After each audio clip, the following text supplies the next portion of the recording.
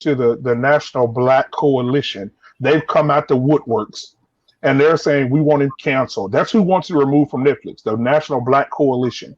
They want to remove from Netflix because the head of it, of the Black Coalition, he is in the community, LGBTQ community. So he's saying I want it removed. He said one of the jokes that made his boyfriend cry is when he said Dave Chappelle said he went to a bar and met a transgender girl, and the transgender girl got drunk, and he was like, "Hey, listen," and all the guys were getting drunk in there. He said, "Listen, y'all, these good dudes are here getting a little too drunk." He said, "And you may not, and they may want some pussy that you don't have, right?" And so that's one of the jokes that they want. They really. He said, "Oh, it made my boyfriend cry because he's transgender. He's going to he's transitioning, and I can't believe that they would say something about people that have not already transitioned." And then another thing that right. So they said they made an observation that yes, right, some niggas will get drunk and they will ask you for some pussy that you ain't got. They don't want no pussy. She probably would be juice like they. And it's like it's not so. The joke is simplified. The situation is of course more complex than that, but also that observation is simple as well. That's the truth. You're crying because you're crying because you're in a situation that you shouldn't have to be. Whose fault is that? For you to have feelings and be transitioning, for them to be ignorant and unaccepting. No, that's a whole nother conversation. Mm-hmm. But you can't be mad at someone for making an observation. That is the truth. Mm-hmm. I know some dudes that are super cool with gay people, more cool with trans people than I am. Because honestly, I'm still kind of about it. I don't fully understand that. But also, I know some dudes that would still not be cool with you not being open about that. And they will come they have hit on girls and they just be like, whoa, hold on. And most of the time, in the quality of people that I hang out with, most of the time it's been the trans people that have been the aggressive ones. Understandably, because you don't get what you don't attempt to get, but at the same time, that was just an observation, and I don't understand because your boyfriend cried. What are you in middle school? Seriously. Yeah. And like you said, it's almost like you can't make an observation. If say, for instance, a group of men were saying that they like women with big butts, and another man said to, well, you don't have a big butt, you have a flat butt, so they might not be interested. Nobody would have a problem with that. But if you say to a trans person, oh, you don't have a vagina, that's a problem. Like you said, that's an observation. It's an observation, and it's fact. That's something you don't possess. Just the same with the analogy with the lady. If the guys are in the big butt, that's something she doesn't possess. But nobody will have a problem with you saying that to a woman, to a cisgender woman, to a woman that was born a woman. Nobody will have a problem with that. But the second you say anything, it's a problem. Second you state a fact about a trans person, it's a problem. And again, I stand with the trans community. I stand with the LGBTQ community, but I think we have to be realistic about some of these things. I love that comment that he made. It's like everybody's gay and they're this and they're that until the police get called and they want to pull out their white card. And I thought that was such a beautiful, beautiful point. Yeah. Like you're all you already have this right to choose all these things, even your own body and your body type. And you want to be out and proud about that. Being out and proud means meeting resistance against everything. Ask a Christian. Ask a Buddhist. Ask anybody who's decided to stand in anything that they believe in. And the very sadness of their emotional mood swings just makes us, I'm gonna include myself in that. It makes us look weak, stupid, ignorant, and very, very unbecoming. Very and I like that he brought up the gays from the Stonewall. I'm just using the terms that he used from the Stonewall era because it was totally different. So we have to remember it just got cool to be gay 5 to 7 years ago. It was not cool to be gay. And I'm saying this, and I can speak on this again because I have a lot of family members, I have a lot of close family members that have been gay and have been out for over 15 years. So I have had to wipe the tears from, a family member crying because of the things that his mom was saying to him. I've had to wipe the tears from a family member being bullied because he came out at a time when it wasn't cool to be gay. I feel like it's the new generation of children that are, maybe are coming out. I feel like they have it a lot easier because now it's cool to be gay. It's the in thing. And everyone is much more accepting of it than they had been in the past. 20 years ago, it was something that was not really accepted at all, and specifically in the Black community. And it was really hard. So it's almost interesting to see, kind of this sensitive group of people where you can't say anything to anybody and, kind of all these sensitivities. So I kind of empathized when Chappelle said that, he missed the snowfall days because it was a much stronger generation. They were strong. I don't know if it's not because they wanted to, but because they had to be.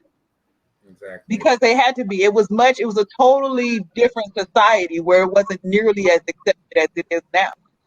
And so, when I see kind of this new generation of all this sensitivity and everybody's sensitive, I almost want to say you guys just don't know how good y'all actually have it right now. Yeah, because Lonnie Love today, I have to, be informed about everything. Lonnie Love on The Real today, which I don't even understand why this show still exists. However, at all. We know you don't like Lonnie. We don't like Lonnie.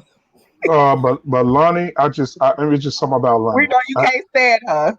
And even now I'm gonna get on her because even now they've changed the whole set, right? So now they got her big ass sitting in a chair sideways, looking like this with a Chinese bang for 2 hours.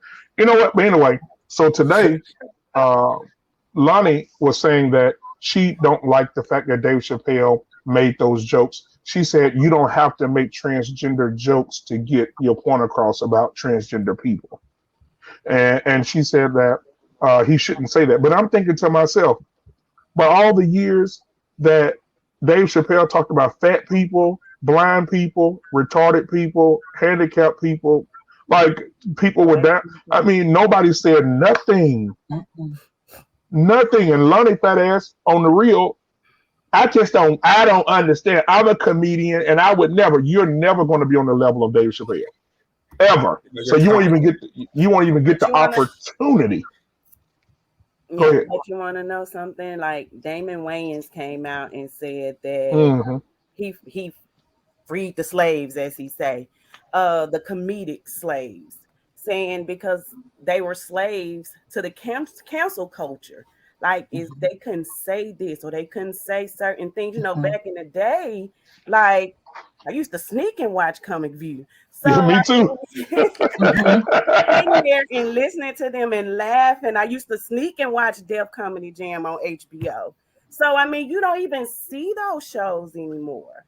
You don't see comedy shows anymore. And it's just crazy because they're afraid of being canceled. And it's like, why? I don't think people realize, like, psychologically, these people are attaching humor to a very stigmatized subject, and to do that makes people more approachable to the idea, and that's so powerful because humor is such a part of life that we don't get to experience in the worst part of life, and that's where it does the most good. And it's universal. Like you said, it's universal. You can be, it doesn't matter if you Black, you white, Chinese, green, we all have the same struggles, and we all can understand humor that addresses those same struggles. So humor is something that's universal across all dynamics and cultures and religions and all of it. It's something that's universal. Now listen here, family. It's just that, and think if we had how sensitive the world is today. Think if we still had comedians around like Richard Pryor, Bernie Mac, Red Fox, Della Reese, like all these. Can you imagine? They wouldn't make it. They could not make it in this culture today. Like if Oh, Bernie it Mac would have was been still alive today, Bernie Mac would be unheard of. Oh yeah. He, From the comedy, he would have been canceled. I oh know, yeah, right? Him He would have been downstairs. canceled. especially the part when he said he's a faggot, he's a faggot. You know when Yeah, he yeah, did he that. would have Oh been yeah, canceled. yeah, yeah. He would have been done. And so No, but Richard, they trailblazed. I don't think they would have been done because it's what they expected. It's what they expected from us. People expect Dave to be a racist. They see that coming miles yeah, away. But and I understand the sensitivity of trans people because trans people have been killed like recently. Cops like don't care at all. They're like right there, and I get that, but also you can't forget that there are power in numbers, and you can't forget your image.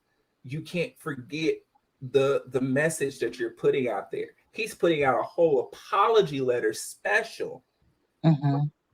And in that, at the end, he starts talking about the girl who actually kills herself 6 days later after defending him. And nobody from the trans community even talked about that. I would have had so much more respect for the Black Coalition if they would have been upset about him talking about white people and been like, we're better than that. We've gone further than that. That would have been respectable.